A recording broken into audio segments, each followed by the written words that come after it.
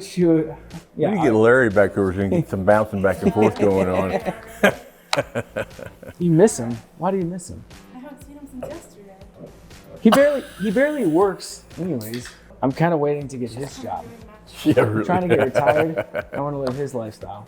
Yeah, no kidding. It's gonna be okay. Happy faces. Go. Sit tall. Hi, welcome back to Carter's Country. My name's Justin Carter.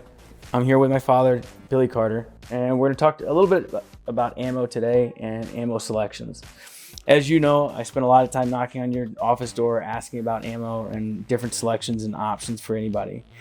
I think anybody in the industry knows that if you've been shooting for a year, 10 years, or 50 years, it's a constantly changing market. Plus, there's a lot of different variations to consider when picking out ammo. So I think we're gonna walk through today a little bit. To start with is pistol ammo and options in that, and then move on to rifle options and solutions. And obviously we're gonna keep this basically a 30,000 foot level conversation. We can get deeper and deeper if we want to, but this, just to start, I think this is a big jump in the right direction. So for the basic shooters and for a lot of our new shooters, simple question: full metal jacket, what does it do? Okay. Full metal jacket just means that you have a lead core that's got a brass jacket that totally encases the actual lead, where there's no lead exposed whatsoever on the actual bullet itself. The full metal jacket was created in the 1800s by Swiss soldiers to make their new guns more efficient. As we developed the ammunition rounds out there, they figured out that a full metal jacket made it easier to shoot and made it a much better performing round as a whole. So the long or the short answer to this full metal jacket question is, used to, as ammo first came out, it was a ball ammo, which was highly inaccurate, and performance in general was just not good for the soldiers on the battlefields. The Swiss soldiers in the 1800s created a full metal jacket solution, which made for better accuracy in shooting. Additionally, it allowed for better performing guns overall in due time. So that's kind of the basics of what full metal jacket is. What is a full metal jacket round actually best for? Typically would be for target practice. You know, they're with full metal jacket ammo, they're totally encased in brass and copper jackets, so you don't have any kind of lead exposure. You know, so it's a little bit more healthy for you to shoot those along the way. They won't deform. What I probably run into with the old ammunition that was straight lead bullets is they would deform a lot, and so they would not be near as accurate along the way. They'd be cleaner for your gun also, because there again, you don't have any kind of lead residue build up inside the gun. So, you know, you don't have to worry about, you know, like cleaning maybe as much as you would like a normal if you're shooting lead all the time. Because the lead bullets will actually, you know, build up actually in the lands grooves and barrels, and just take special tools to get all stuff out of there. I guess the biggest point would be the affordability of the ammo. Full metal jacket ammo is always going to be much more affordable than hollow point ammo. It's typically 2 to 1, like about 50% of the cost of hollow point ammo. It would be also good if you maybe practiced with full metal jacket ammo that matches the actual home protection type ammo that you're going to be using. You know, because it would feel the same as far as in recoil, so it would be something very like and similar. One other point to bring up too is that you really should practice with some of your actual hollow point ammo to be sure that your gun is functional with that ammo. Not all guns like all hollow points. So we all need a little bit of practice on everything. And you bring up hollow points. I guess, how are they different from a full metal jacket? Like, explain the basics of that if you can. You've got an actual lead core again, and you've got an actual brass or copper jacket that wraps around, but you've got a cavity on the top of the bullet itself, like basically an open space. Some of the manufacturers put plastic tips, like polymer tips in there. Some just have exposed lead, or some just have a deep hollow point where when you look down, it looks like it's indented inside there. What that translates into is you get more bullet expansion.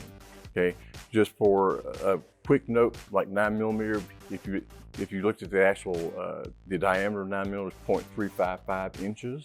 Most expansion tests that I've seen in the past, that bullet will actually flop out to probably close to 0.75.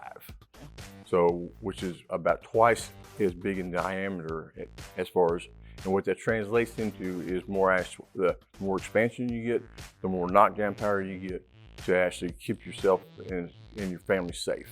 Which is going to be critical in all your self-defense rounds, Right. obviously. So one of the bullets that we sell a lot of in the stores right now is the Hornaday's critical defense line. They have a polymer tip solution that is nickel plated, so it's going to give you, a good feeding round. It's also going to give you that slower expanding solution when using it in a self-defense manner.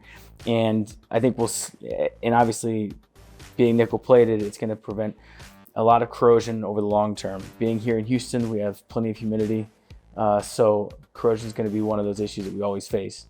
Further explanation with why it's important to have nickel on your ammo is because it's going to be a lot easier loading. So it's going to make the loading process in comparison to a brass covered round or coated round, it's going to be a lot smoother. Can you go into a little bit about a self-defense shotgun rounds and kind of expand on that about a lot of the newer lines that are coming out? Yeah, there's a whole host of different kind of shotgun self-protection rounds out there. And there's, of course, a lot of different mentalities as far as what's the best. And I think more than anything else, people that are getting involved with this really need to kind of do their research and kind of, come up with their own solution for their actual situation that they're in. There's a whole faction of people that, double aught buck, that's been the go-to for many people for many years for self-protection type rounds. You typically get 8 or 9 pellets in an actual shotgun shell, which, should be more than adequate to take care of any kind of personal threat or anything like that. Then you go from that to some situations, which sometimes, like if you have, family in the house, like if you have like kids in the house or whatever, you really don't want collateral damage or where the pellets will go through several walls of sheetrock and actually hurt somebody or worse in another room somewhere along the way. So what we recommend in situations like that a lot of times is birdshot. Yeah.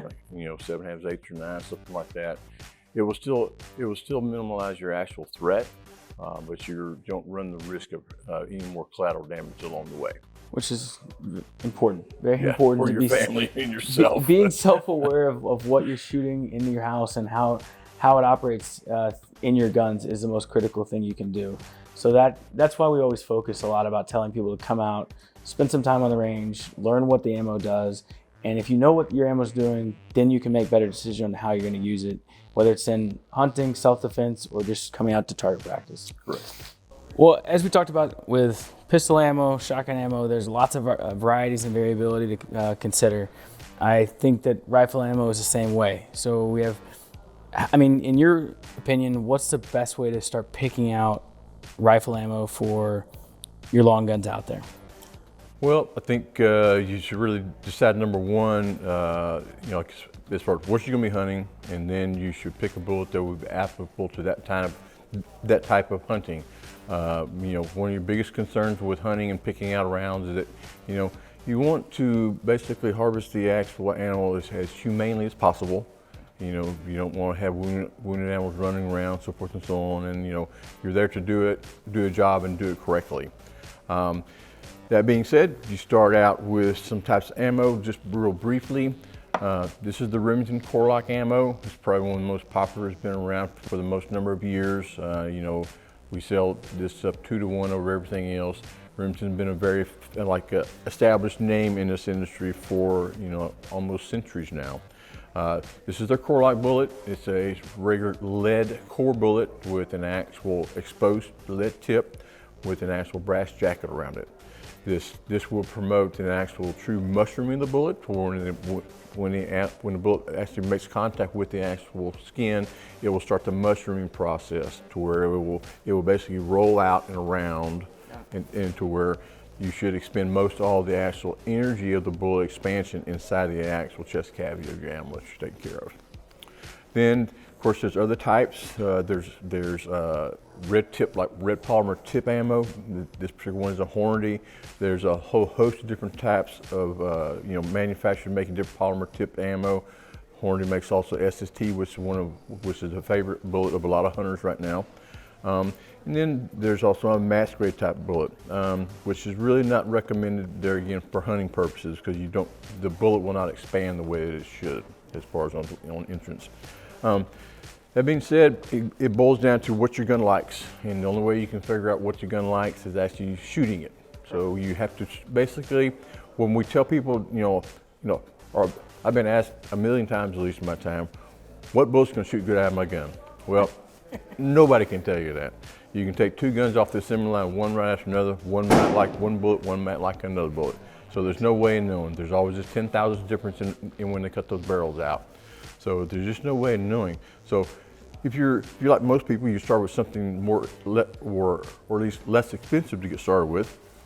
And I always recommend they try a couple of different kinds to begin with. That way you get choices.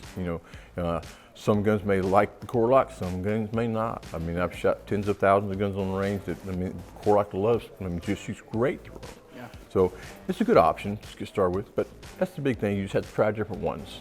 So in regards to affordability and precision in shooting, here, I mean, obviously we have the ability to sight in guns here at our Northside store. Same question, do you recommend using cheaper ammo while sighting in your gun on the range? Well, no, that doesn't work, because pretty much all ammo is going to shoot differently through the individual guns. So if you use like a cheaper like FMJ style bullet to get it sighted in with to try to save the money on the actual true quality hunting rounds, you're going to mess up because they're more than likely not going to have the same point of impact, and so you will probably not be able to place the bullet correctly on animals that you're wanting to harvest. So the key being sight in your gun with the ammo that you intend to shoot in the field. Absolutely. Always. Always, okay. Always. Well, thanks as always for being here, and I appreciate all the time we get to share. And if you've ever shopped, shot, or hunted with us, you're always part of the Carter's Country family. And until next time, adios.